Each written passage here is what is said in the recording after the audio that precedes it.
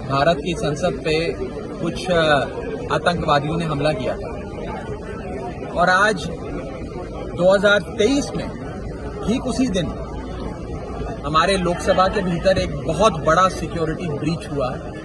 और ये एक साधारण सिक्योरिटी ब्रीच नहीं है, ये हमारे देश के लोकतंत्र के मंदिर, जिसे हम टेम्पल ऑफ डेमोक्रेसी कहते हैं, उस पर हमला है, उस पर एक प्रकार का प्रहार है।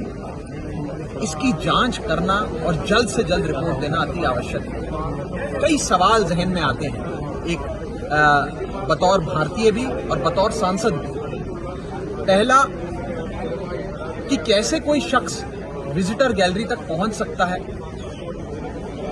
और साथ में अपने साथ स्मोक कैन, गैस कैन लेके पहुंच सकता है, क्योंकि जब तक आप विजिटर गैलरी में पहुंचते हैं आप 3-4 लेयर ऑफ सिक्योरिटी को क्रॉस करते हैं। आपकी पूरी चेकिंग होती है, फ्रिस्किंग होती है, यहां तक कि आप अपना मोबाइल फोन तक वहां नहीं ले जा सकते। तो ये शख्स विजिटर गैलरी तक अपना स्मोक कैन लेकर कैसे पहुंचा? दूसरा, कौन से वो माननीय सांसद थे जिन्होंने उन्हें विजिटर पास पर अपने हस्ताक्षर कर जाने की अनुमति दी? कोई भी शख्स विजिटर गैलरी में नहीं पहुंच सकता जब तक एक सिटिंग मेंबर ऑफ पार्लियामेंट अपने हस्ताक्षर से उनका पास नहीं बनवाते। तो वो कौन से मेंबर ऑफ पार्लियामेंट थे? उन पर क्या कार्रवाई की जाएगी? क्या उन पर पर्चा कराकर उन्हें गिरफ्तार किया जाएगा? उनकी सदस्यता रद्द करी जाएगी? क्या कार्रवाई पार्लियामेंट में होगी? ये देखने का विषय, एक सवाल बड़ा हमारे जहन में खड़ा होता है।